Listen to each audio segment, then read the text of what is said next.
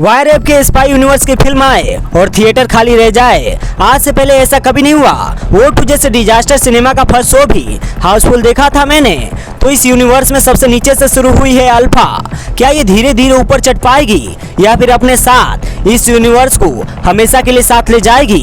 Alpha की शुरुआत होती है कारगिल वॉर के बाद और फिर पहली एंट्री होती है अनिल कपूर की, जिसके अगले ही सीन में बॉबी देओल का चेहरा सामने आता है, जिन पे उनका हरियाणवी एक्सेंट बिल्कुल सूट नहीं करता। फिर पता चलता है क्या है ये अल्फा, एक सुपर ह्यूमन प्रोग्राम बोल सकते हो, जो देश के लिए ऐसे सोल्जर्स बना रहा हो जो बाकी इंसान से 100 गुना ताकतवर है। इन शॉर्ट, इंसान को भगवान बनने का मौका देना। अब होती है फिल्म में आलिया भट्ट की एंट्री, एकदम धांसू स्टाइल में सीधा एक्शन से शुरुआत करती है, जहाँ पे उनके चेहरे के फालतू एक्सप्रेशन उस सीन को नकली बना देते हैं। इस फिल्म में अपने कैरेक्टर को लार्जर देन लाइव दिखाने के चक्कर में आलिया ने बहुत ज्यादा ही ओवर कर दिया।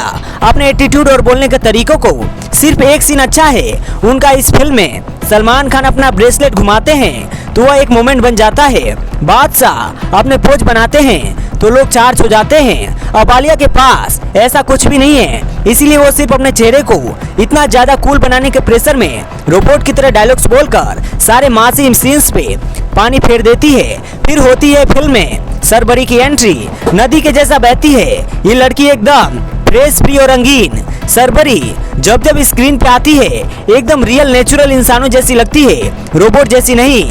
यहाँ पे फिल्म में पहली बार होता है इन दोनों का आमना सामना, मुलाकात मुक्कलात में बदल जाती है। एक फीमेल फिल्म के स्टैंडर्ड के हिसाब से अच्छा फेस ऑफ दिखाया है। धुरंधर के लेवल का मार काट एक्सपेक्ट मत करना, वह तो इम्पॉसिबल है। यहाँ से स्पाई यूनिवर्स को दुर्गा और सीता मिल जाते हैं। वैसे यह बात आलिया फैंस को सबसे ज्यादा चुभेगी, लेकिन जब यह दोनों एक साथ किसी सीन में आती है तो सरबरी आलिया को कच्चा चबा जाती है। बाय द वे, जो लोग फिल्म के ट्रेलर को देखकर डिसअपॉइंटेड हो गए थे, इसमें पिछली स्पाई मूवी जैसे ग्लैमर नहीं है, तो वो सिर्फ एक धोखा है, फिल्म ट्रोल ना हो जाए इस डर से छुपा रखा था।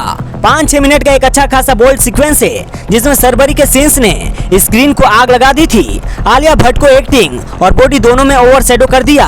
तो सरप्राइजिंगली काफी टाइम बाद एक स्पाई यूनिवर्स की फिल्म में पहला हाफ काफी ज्यादा स्टोरी पे फोकस करता है, बड़े स्मूथ तरीके से सारे कैरेक्टर्स को आपस में जोड़ देते हैं और बातों ही बातों में इंटरवल हो जाता है। लेकिन जैसे ही सेकंड हाफ की शुरुआत होती है, अल्फा अपनी कहानी को भूल जाती है। फिल्म की कहानी आगे ही नहीं बढ़ती, पुरानी स्पाई मूवीज की तरह पूरा फोकस सिर्फ एक्शन और जबरदस्ती की, मेरा मतलब हीरोपंती।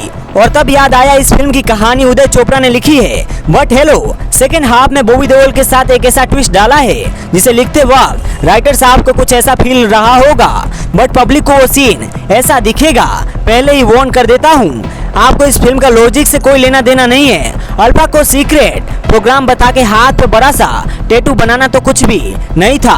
बॉबी देओल के अतरंगी बिना सर पैर के ट्विस्ट के सामने, लेकिन इस पूरी फिल्म के हाईलाइट है कैमियोज। टोटल 2 लोग हैं, एक से तो आप ट्रेलर में ऑलरेडी मिल चुके हैं और दूसरी एक सुंदर हसीना जिसका एंट्री होके एग्जिट भी जल्दी हो गया।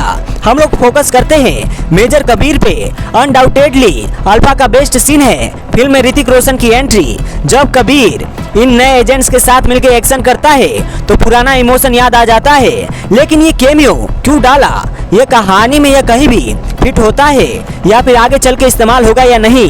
ये सारे सवाल आपको इग्नोर करने पड़ेंगे, क्योंकि राइडर कौन है जानते हो ना। लेकिन जो दूसरे मर्द है अनिल कपूर, उनके सीन्स बहुत फालतू है इस फिल्म में। पता नहीं कहां से और कौन सा बटन दबाते हैं और दिवाली के पटाखे चल जाते हैं, जिसके सामने लोग अचानक से नागिन डांस करके मरने लगते हैं। इनसे जुड़ा एक फैमिली एंगल भी डाला है फिल्म में, वो भी एकदम फेक लगता है। कोई इमोशन नहीं, कोई कनेक्शन नहीं। इनके सामने तो मिहिर और तुलसी का रिश्ता ज्यादा सच्चा लगता है। पता है इस फिल्म की एक और सबसे बड़ी गलती कौन सी है? तो यह सेम फिल्म उतनी भी खराब नहीं लगती। फिल्म का क्लाइमेक्स आलिया भट्ट वर्सेस बॉबी देओल यह 1% भी काम नहीं करेगा। फिल्म की एंडिंग सुपर फ्लॉप है भाई। अगर इसी सेम सीन में आलिया के सामने दीपिका को रख दिया होता तो फिर कैटरीना से बदल दो। एक फीमेल हीरोइन के सामने एक फीमेल विलेन कैरेक्टर, वो भी ऐसा जिसका रियल लाइफ से कनेक्शन है। अल्फा आग बन सकती थी। इवन सरबरी वर्सेस आलिया हो जाता तब भी वॉर जैसा फील आता, लेकिन आलिया सरबरी से हारेगी नहीं और आलिया जीत जाती तो पब्लिक को भरोसा नहीं होता क्योंकि सरबरी नहीं सवा शेर लग रही है। देखो सच बताऊं, बिल्कुल सच, अल्फा को देखकर आपको अल्फा के लिए अच्छा या बुरा कुछ भी फील नहीं होगा, उल्टा रियलाइज जरूर हो जाएगा कि धुरंधर जैसी फिल्म सिर्फ प्रोपेगेंडा से नहीं चली, बल्कि उसका फिल्म मेकिंग कितना ज्यादा ओरिजिनल और यूनिक था। थैंक यू आदित्य धर। एक ही दिल है, कितनी बार जीतोगे? फिर भी अल्फा को मिलेंगे 5 में से 2 स्टार, आधा सरबरी के लिए, आधा ऋतिक की एंट्री के लिए और 1 म्यूजिक के लिए। हाँ जी, म्यूजिक बहुत ही तगड़ा था, मस्त था, इंग्लिश पंजाबी सब मिलेगा। बट आलिया को यह फिल्म बिल्कुल सूट नहीं करती।